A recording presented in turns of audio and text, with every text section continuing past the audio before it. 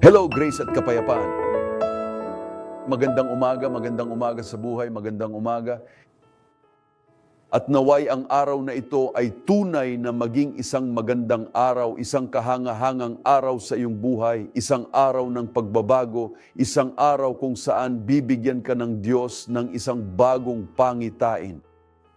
Tungkol sa isang bagay na kailangan kong talakayin sa iyo dahil ito ang iyong hangarin na balang araw ay mamuhay ng masagana at masaganang buhay. Pag-uusapan natin ito. Ako si Apostol Miguel Anjo mula sa Evangelical Church Christ Lives at galing ako sa puso upang makipag-usap sa iyo tungkol sa bagay na ito na tiyak na sagot sa ilang tanong na napakaraming tao. Kailangan niyang tanungin ang kanyang puso, paano ako uunlad sa buhay? Alam ko na maraming tao ang may tiyak na takot at pangamba tungkol sa paksang ito vis-a-vis sa katotohanan kung minsan ay hinarap ito ng walang kinakailangang pangako at responsibilidad na nararapat dito. At gusto kong sabihin sa iyo, maari kang mamuhay ng isang buhay na may pananalapi at supernatural na kasaganaan kung susundin mo ang mga turo ng Biblia. At ang una ay isang tanong. Naniniwala ka ba na nais ng Diyos na mamuhay ka sa kakapusan? Ito ba ang plano ng Diyos? Kasi ako sa Roman Catholic Church, natuto kay Mr. Pari. Ito ay palaging ang parehong lumang kwento. Dahil ang kahirapan ay isang birtud, ang kahirapan ay isang birtud. Narinig ko ang maraming anak ng mga taong nakatira sa tabi namin. Ang aking mga magulang ay mga may-ari ng negosyo, mga taong may kasaganaan. At narinig ko ang mga bata na nagsasabing, "Naku, mayaman ang tatay mo dahil nagnakaw, madumi ang pera." Kaya kung minsan ay nananatili ito sa isip ng isang pamilya. At kung minsan ito ay isang masamang pamana na nagmumula sa espiritual, mula sa isang lolo sa tuhod at pumapasok sa buhay ng isang tao. At sabi niya, "Naku, hindi ako karapat-dapat na mabuhay ng sagana dahil may karma ako sa pagdurusa, dahil wala si tatay, wala si nanay, at mas malala pa si lolo." At sinimulan nilang ituring ang material na buhay bilang isang sumpa sa halip na isipin ang tungkol sa pagpapala na mayroon ang Diyos para sa kanilang buhay. Kaya ang salita ng Diyos ay napakalinaw. May banal na layunin para sa kanyang mga anak ang matatapat na mamuhay ng may dignidad, kalayaan at kasaganaan. Maaari akong magpatuloy ng kaunti kung mayroon kang pananampalataya na maunawaan ito. Pinahirapan ni Kristo ang kanyang sarili. Kaya't ang kayamanan ay sumagana sa kanilang mga anak. Sinasabi ng Biblia na siya ang may-ari ng pilak at ginto. Siya ay may mga plano para sa ating buhay. Kaya ngayon ay pag-uusapan natin ng eksakto kung paano ma-access ang supernatural na kasaganaan sa pananalapi ayon sa mga prinsipyo ng banal na Biblia. Palagi kong sinasabi sa simbahan, ang kaunlaran ay naririto mismo sa Biblia. At kailangan mong ibigay ang iyong sarili, kailangan mong pahintulutan ang iyong sarili sa layuning ito ng pagiging maunlad dahil sinabi ito ng matalinong si Solomon. Ang tao ang naiisip niya sa kanyang kaluluwa. Kaya kung wala akong mindset kung saan ako nagdidisenyo ng aking buhay upang magkaroon ng katatagan sa pananalapi, kalayaan sa pananalapi at balanse sa buhay, upang magkaroon ng isang bagay na ipahiram, hindi upang humiram. Kung hindi ko nakikita ang aking sarili bilang isang maunlad na tao, hindi ako magiging maunlad. Kung wala akong biblical mindset, ako ang magiging eksaktong kabaligtaran ng mga plano ng Diyos. Maraming mga tao ang nag-iisip na ang pagkakaroon ng kasaganaan ay isang bagay na walang kabuluhan, isang bagay upang ipakita, ngunit sa katotohanan, ito ay isang buhay na may layunin. Nagsisimula ito sa pagiging bukas palad at aking kamalayan sa kaharian ng Diyos. Kaya ang dinadala ko sa iyo ngayon ay ang issue ng kasaganaan na may layunin. Kapag binanggit ng Biblia ang pagtawag kay Abraham, ang ama ng pananampalataya, sinasabi nito, sinabi ng Panginoon kay Abraham, umalis ka sa iyong bansa, sa iyong bayan, at sa sambahayan ng iyong ama, at pumunta ka sa lupaing ituturo ko sa iyo. Kaya tinawag ng Diyos si Abraham na mamuhay sa pamamagitan ng pananampalataya. Siya ay mula sa isang pamilyang Chaldean, mula sa Mesopotamia, at kailangan niyang iwanan ang negatibong kapaligiran ng mga idolo, pangkukulam at kulturang iyon upang makaranas ng bago. Tapos sabi niya, lumabas ka, ipapakita ko sa iyo. At ginagawa iyon ng Diyos ngayon. May ipinapakita siya sa iyo na dapat sirain. Kung mayroon ka ng bagay na ito ay mangyayari dahil mayroon akong karma ng pangangailangan ng kahirapan. Palaging nasa utang, isang mabisyo na ikot, isang magandang araw, isang masamang araw, tseke upang magbayad, tseke card upang masakop ang card, ang loan shark. Pagkatapos ay sinabi niya, tingnan mo, umalis ka doon, umalis ka sa buhay na ito ng paghihirap, umalis ka sa buhay na ito sa lupa at mula sa mga kamag-anak ng iyong ama na mga kaldeyo, mga mangkukulam. Sinabi niya, at pupunta ka sa isang lupain na ituturo ko sa iyo. At pagkatapos, ang pangako ng Diyos ay, gagawin kitang isang dakilang bansa at pagpapalain kita at gagawing dakila ang iyong pangalan kung ikaw ay isang pagpapala. Kaya, ang tawag ng Diyos kay Abraham ay isang bagay na kahanga-hanga, isang bagay na supernatural, isang bagay na higit sa pangunawa ng tao.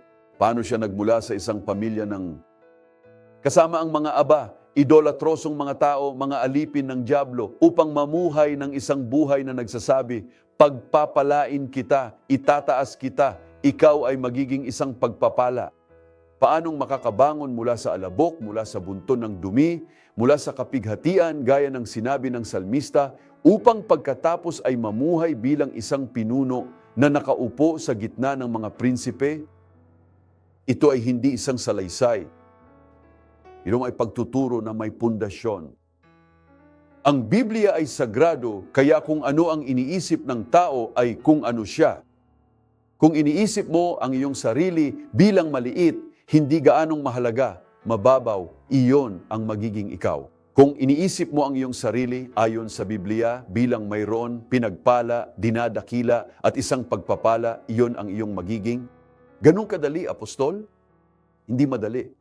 Kung madali lang, gagawin ng lahat. Ito ang plano ng Diyos sa iyong buhay. Kaya kaunlaran, ang mga pagpapahalaga sa Biblia ay hindi lamang tungkol sa makasariling pagtitipon ng material kung saan masasabi ng isang tao, hindi, mayroon ako. Hindi. Nangako ang Diyos kay Abraham. Tingnan mo, Abraham, pagpapalain kita. Gagawin kitang dakila.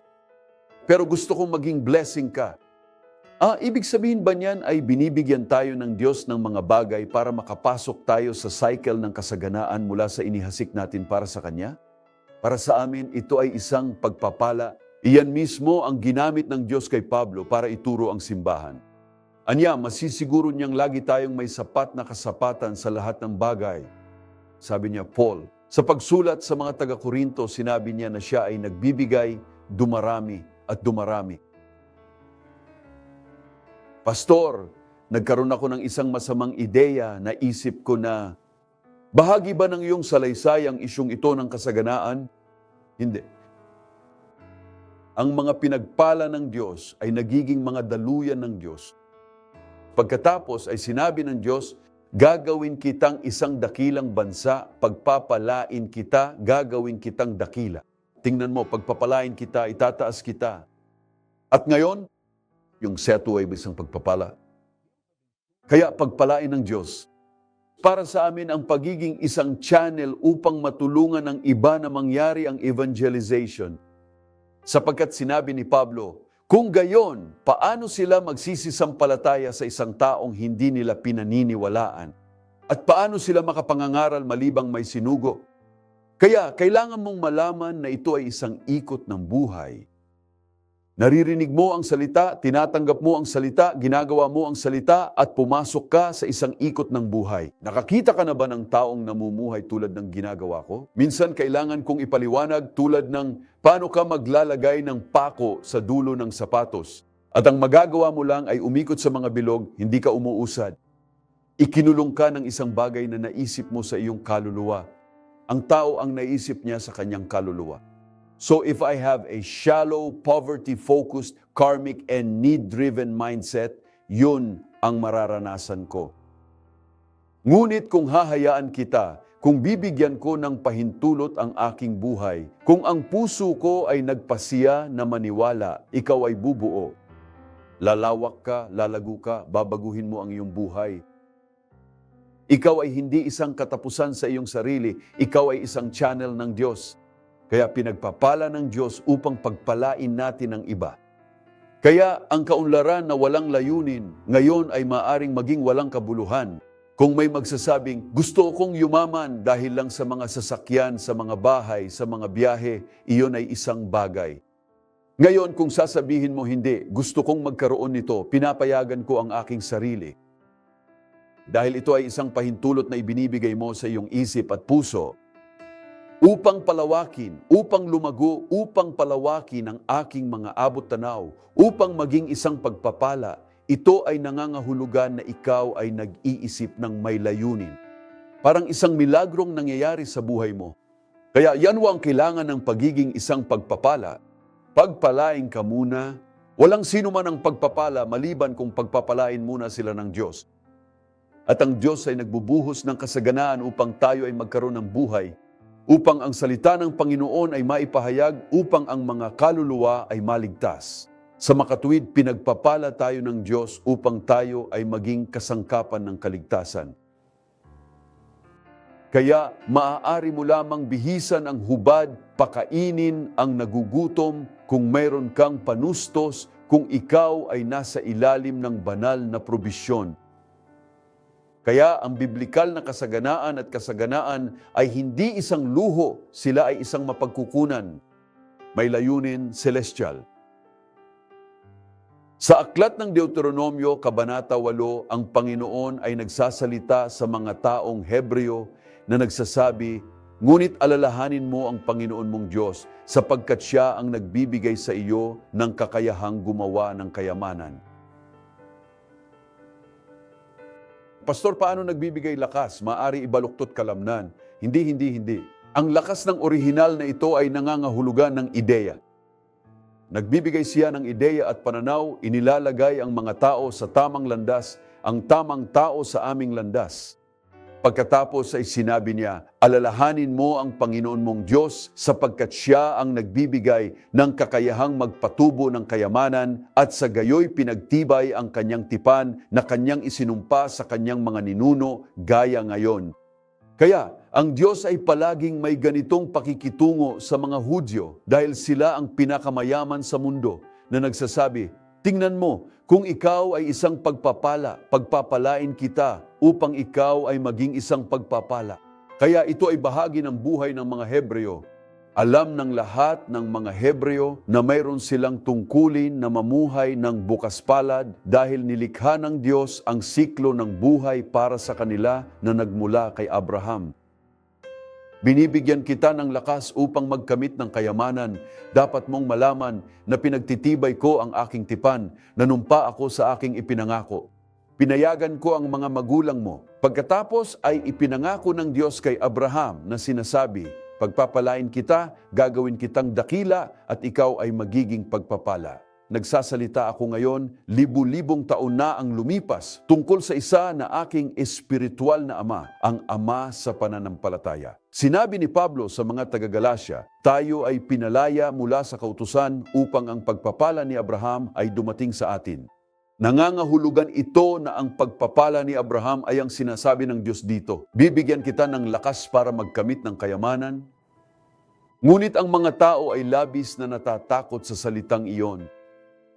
Kasaganaan, kayamanan, isang maunlad na buhay. Takot na takot ang mga tao, sobrang nahihiya sa lugar na ito. Kaya nga sabi ng matalino, kung ano ang iniisip ng isang tao sa kanyang kaluluwa ay kung ano siya. Minsan nakikipag-usap ka sa mga tao at sasabihin, guys, God has this for your life. God wants you to be a blessing. God wants umunlad. At ano ang inaasahan niya? Ang saloobin ng pananampalataya upang ikaw ay maniwala. Kaya maraming tao ang lumaki, inuulit ko na marinig na ang pagnanais ng kaunlaran ay isang kasalanan. Ngunit ang layunin ng Diyos ay nagbibigay sa atin ng kapangyarihang magkaroon ng kayamanan. Di ba yun ang sinabi niya? Binibigyan kita ng lakas para magkaroon ng kayamanan. Inilalagay ko ang mga tamang landas sa iyong buhay, ang mga tamang tao, ang mga tamang negosyo, ang tamang lugar. Hindi niya sinabi kung paano makakuha ng kayamanan. Upang magkaroon ng higit o hindi gaanong disenteng buhay, sinabi niya, ano ang kayamanan? Ang kayamanan ay may kaugnayan sa pera, ito ay may kaugnayan sa kalusugan, ito ay may kaugnayan sa pagkakaisa. Pamilya, malinaw ang emosyon, may kinalaman sa ilang bagay, may kinalaman sa kalusugan, may kinalaman sa emosyon, at may kinalaman sa masaganang buhay. Iyan ang tinatawag nating biyaya ng Diyos sa buhay. Kasi may kilala akong milyon-milyon, pero hindi sila nakakabiyahe sakay ng eroplano, hindi sila nakakain ng asukal, hindi dahil sa diabetes, kundi dahil nagkaroon sila ng ganito, dahil may sakit sila, hindi sila nakakaakyat ng hagdan. At kailan mo susuriin ang iyong bank account? Ito ay palaging napakalaking bayarin, ngunit wala itong pagpapala ng Diyos.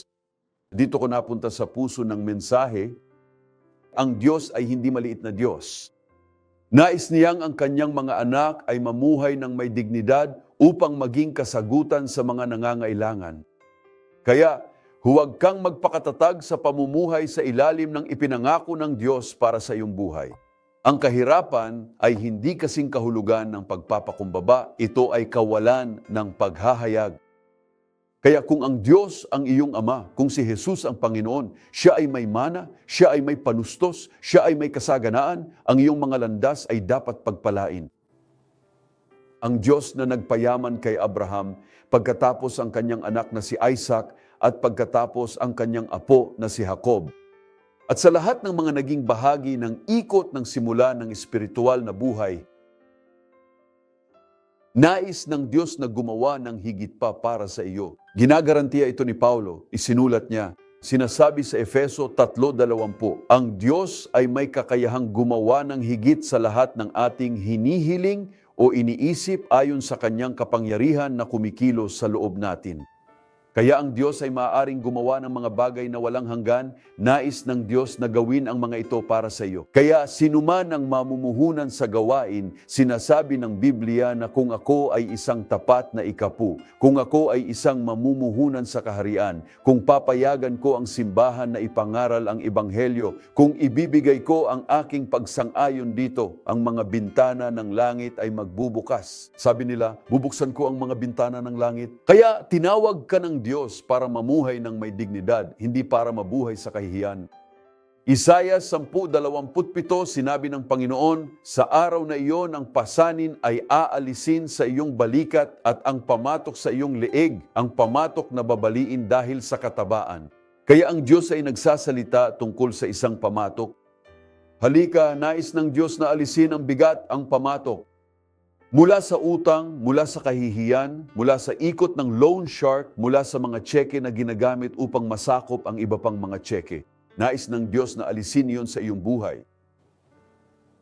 Mayroong pinansyal na pagpapahid para sa mga mapagbigay, para sa mga naghahasik ng mga binhi na bumabali sa bawat pamatok. Sinabi niya rito, sa araw na iyon ang pasanin ay aalisin mula sa iyong balikat, ang pamatok sa iyong leeg, ang pamatok ay mababali dahil sa pagpapahid. Kaya kapag naniniwala ka, kapag naghasik ka, kapag nagtiwala ka, binabago ng Panginoon ang mga utang sa mga buto at ang mga buto sa masaganang ani. Pastor, hindi ba ito ay salaysay mula sa mga pastor?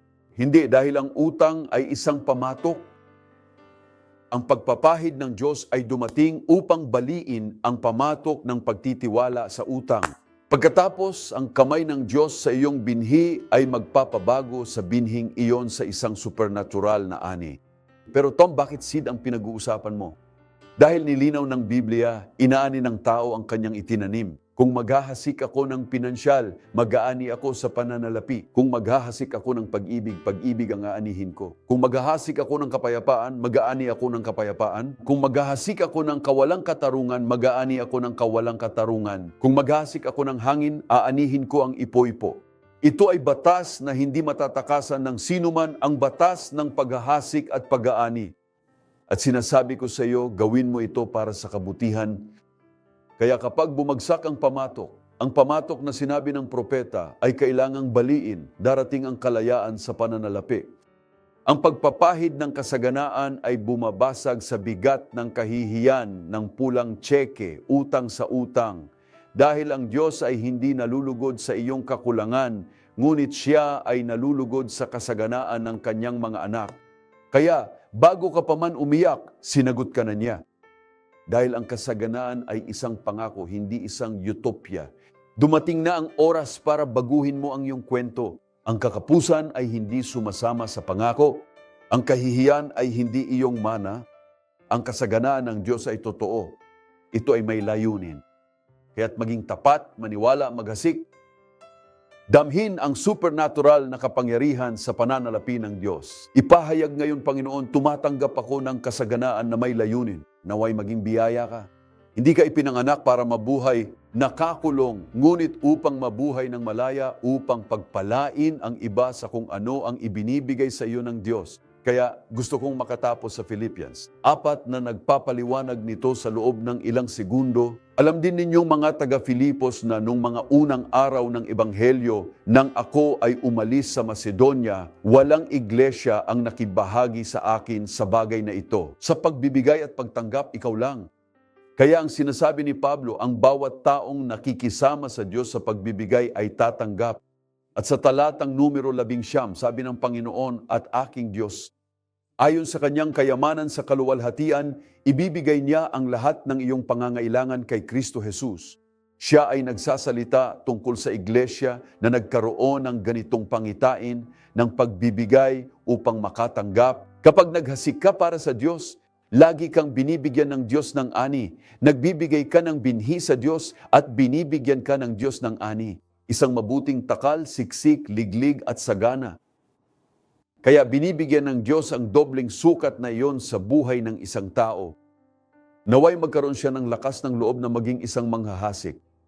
Maging isang manghahasik at isang araw ay magsusulat ka o marahil sa linggong ito tungkol sa isang malaking pagbabago sa buhay dahil sa iyong natanggap sa isang programa sa telebisyon. Tungkol sa isang maunlad na buhay at ang pagtatapos ng karma ng pangangailangan dahil ang tao ang kanyang naiisip sa kanyang kaluluwa. Hayaan mo ang sarili mo, hayaan mong lumago ang puso mo hanggang sa magkaroon ka ng masaganang buhay dahil sa naihasik mo. Ang itinanim mo sa gawain ng Diyos ay aanihin ng 4 na beses sa pangalan ni Jesus. Lumipas ang oras na puno ng saya ang puso ko. Siya ay nagsasalita mula sa puso dahil alam ko na ang mga buhay ay nagbago ngayon. Ang mga buhay ay magsisimulang umunlad sa kaalaman, biyaya at masaganang material na buhay. Ngayon ay araw ng paglilingkod sa simbahan. Magkakaroon tayo ng 2 malalaking pagpupulong sa alas 9 ng umaga at 5 sa hapon dito sa Rua Marica 320.